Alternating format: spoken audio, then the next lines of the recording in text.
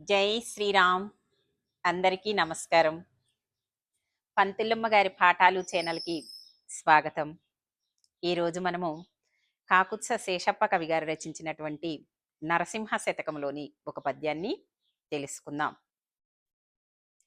నరసింహ నీ దివ్య నామ మంత్రము చేత దురిత జాలములెల్ల ద్రోలవచ్చు.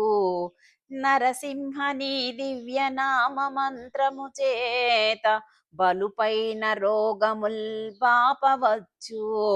నరసింహ నీ దివ్య నామ మంత్రము చేత రిపు సంఘముల సంహరింపవచ్చు. నరసింహ నీ దివ్య నామ మంత్రము చేత దండహస్తుని బంట్ల ధరమవచ్చు. బళిరనే నీ మహామంత్ర ఫలము చేత దివ్య వైకుంఠ పదవి సాధింపవచ్చు.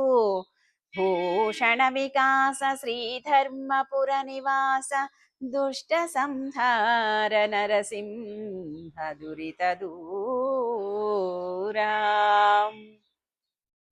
ఇప్పుడు ఈ పద్యం యొక్క భావాన్ని తెలుసుకుందాం.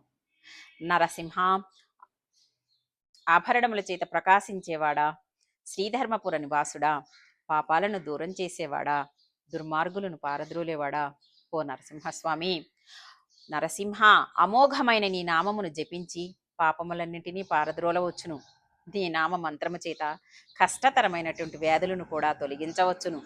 నరసింహస్వామి, నీ నామ మంత్రము చేత శత్రుసేనలను చంపవచ్చును. నరసింహస్వామి, నీ నామ మంత్రము చేత ప్రాణములు గొనిపోవు వచ్చిన యమదూతలను తరమవచ్చును. ఆహా, నేను గొప్పదగు నీ మహామంత్రము చేత దివ్యమగు వైకుంఠ పదవినే పొందవచ్చును.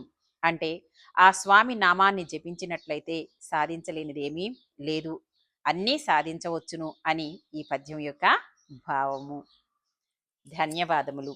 ఈ పద్యము భావము నచ్చినట్లయితే సబ్స్క్రైబ్ చేసుకుని లైక్ చేయండి.